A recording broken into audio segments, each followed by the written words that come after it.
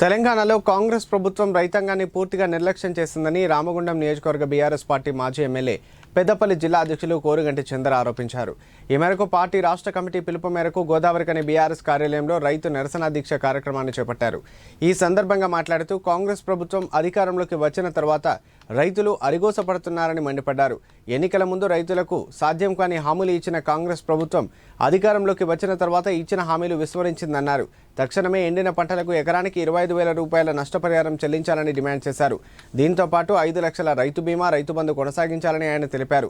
ఇప్పటికే గ్రామాల్లో, పట్టణాల్లో ఉన్న రైతులందరూ అధైర్యపడుతున్నారని, వారికి బీఆర్ఎస్ పార్టీ అండగా ఉంటుందన్నారు. కాంగ్రెస్ ప్రభుత్వం వచ్చిన తర్వాత రైతులు ఆత్మహత్యలు చేసుకునే పరిస్థితి వచ్చిందని విమర్శించారు.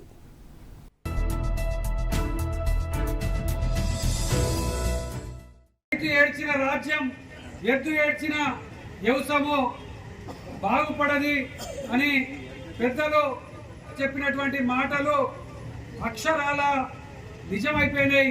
రేవంత్ రెడ్డి సీఎం అయ్యాక రైతు ముఖంలో ఆనందం కరువైపోయింది.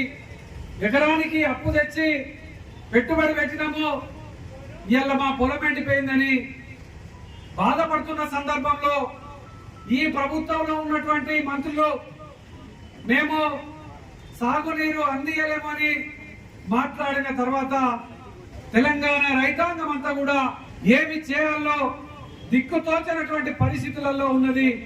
ఎన్నికల సమయంలో ఇచ్చినటువంటి హామీలను నెరవేర్చకపోగా రైతులు ఈరోజు పంట ఎండిపోయి బాధపడుతుంటే ఆ రైతుకు 25,000 నష్టపరిహారాన్ని ఇవ్వాలని డిమాండ్ చేస్తే కనీసం వారిని పట్టించుకోవడం లేదు.